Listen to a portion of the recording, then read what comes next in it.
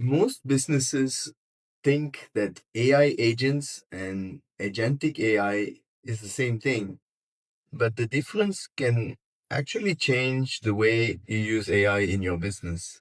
Hi everyone, it's Eddie, and today I wanted to do a quick video to talk about the difference between AI agents and agentic AI. You must hear that those terms here and there, sometimes it's used for marketing purpose.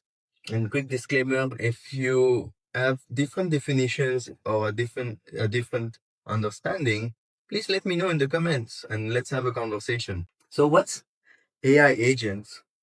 Think about it like a solo performer who has a specific goal and it's going to handle a task by its own. An example would be a chatbot that's booking a call from a customer and putting it in your calendar. On the other hand, agentic AI, think about it like a project coordinator, a coordinator that's going to go and talk with different systems on your behalf, make some decisions, and work towards more complex goals. And we're not there yet, because today you still need a human in the loop. For example, when you take automation tools like N8N, Make, Zapier, you still need someone to set them up in order for it to run by itself. It's not going to make the decision and build everything by yourself.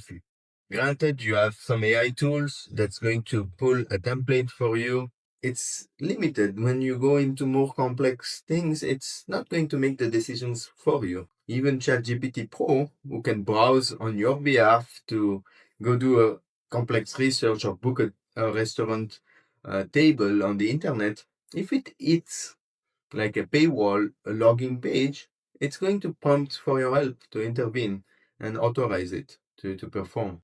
So, with that being said, the conclusion is that we are still needed in the process.